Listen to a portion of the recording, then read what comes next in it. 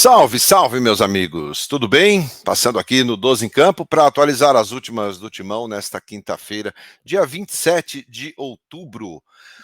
Corinthians ontem que fez uma partida horrorosa na Neoquímica Arena contra o Fluminense. Eu acho que o que chamou a atenção não foi nem o resultado, nem a derrota. A derrota faz parte do jogo, mas a forma como o Corinthians jogou, como o Corinthians atuou e como o Corinthians se entregou, né? Não teve nenhum tipo de entrega, não teve nenhum tipo de jogada, não teve absolutamente nada. O Corinthians foi um time absolutamente dominado pelo Fluminense dentro de casa, e com a vitória o Fluminense ultrapassou o Corinthians na classificação do Campeonato Brasileiro. Agora o Corinthians é o quinto colocado, continua ali com seus 57 pontos, mas vivo ainda numa briga pela fase de grupos da Libertadores da América. Tivemos problemas físicos, né? E voltamos a ter um departamento médico cheio. Renato Augusto, com uma lesão, uma dor realmente, um desconforto ali na panturrilha, vai ser avaliado ainda e não se sabe se enfrenta o Goiás, e é muito provável que não viaje para enfrentar o Goiás no sábado, no próximo sábado, às 7h30 da noite, lá no estádio da Serrinha.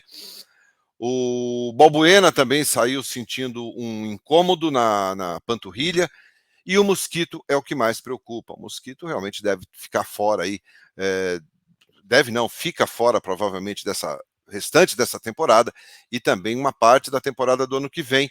É muito provável que ele tenha tido ali uma ruptura de ligamento dos joelhos, mas claro, isso ainda será confirmado pelo departamento médico do Corinthians. Mas a imagem do lance do Mosquito, com menos de um minuto de jogo, ela é muito forte, né? A imagem é muito forte e mostra ali realmente o joelho dele virando de uma forma bastante preocupante, e na hora ele já pediu substituição, e a preocupação dos próprios companheiros ali em relação ao lance. Então vamos torcer aí para que o Mosquito consiga se recuperar e siga, claro, sua carreira trabalhando, que é o mais importante. Posto isso, vamos falar de dois assuntos que continuam sendo a pauta e continuam sendo realmente a bola da vez aí nos bastidores do Corinthians.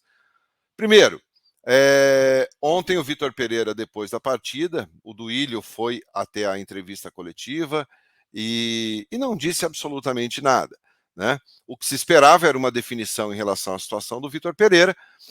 O Duílio sentou ali, falou algumas palavras, mas não disse aquilo que o torcedor gostaria de ouvir, o sim ou o não, né? Porque existem torcedores que querem o sim e existem torcedores que querem o não do Vitor Pereira, né? E o Duílio falou que isso só será resolvido ao final do Campeonato Brasileiro, portanto, no dia 13 de novembro, na Neoquímica Arena, depois do jogo contra o Atlético Mineiro, essa decisão deverá sim ser anunciada. Aí não tem mais para onde escapar, é o último jogo do ano e na sequência os jogadores já estarão de férias. Portanto, o Vitor Pereira só vai dar essa resposta, e a minha opinião com relação a isso aí é que ele não fica. Por quê? Se anuncia que não fica agora e o Corinthians tropeça aí nos seus próximos compromissos contra Goiás, Flamengo, enfim, nesses 5 jogos que faltam, muita gente vai dizer que já deveria ter ido embora porque já largou mão, porque não está mais nem aí para o Corinthians. Porque se fosse ficar, não vejo motivos de não anunciar. Eu acho que até daria um ânimo maior. O próprio Roger Guedes, ontem, após a partida, falou: nós gostaríamos de saber se ele fica ou não. Isso incomoda o jogador também. O jogador quer saber a definição, quer saber quem será o comandante, quer saber quem será o treinador, né? Então, essa indefinição, ela causa um mal-estar entre os jogadores também, não é só em relação aos torcedores. Mas o fato é que o Vitor Pereira só vai anunciar o provável não, né? E eu posso dizer aqui o provável não após o campeonato. Eu acho que é o mais provável, isso é uma opinião, né? É somente uma opinião. Então eu acho que ele não fica em relação a tudo que vem aí cercando e acontecendo, né? Existem os problemas familiares. O Duílio negou ontem que haja algum tipo de proposta da Europa, né, e que realmente que está pegando para a permanência ou não do Vitor Pereira é a questão familiar, né? Então, Duílio negou que haja qualquer tipo de proposta para que o Vitor Pereira deixe o Corinthians e se transfira para um outro clube na Europa. Mas o Diário do Nordeste, de ontem, trouxe uma informação, e aí sim é uma informação, de que o Corinthians, através da sua diretoria, fez contato com o Juan Pablo Vojvoda, técnico do Fortaleza. Eu trouxe essa informação ontem na nossa live aqui, tá? No pós-jogo.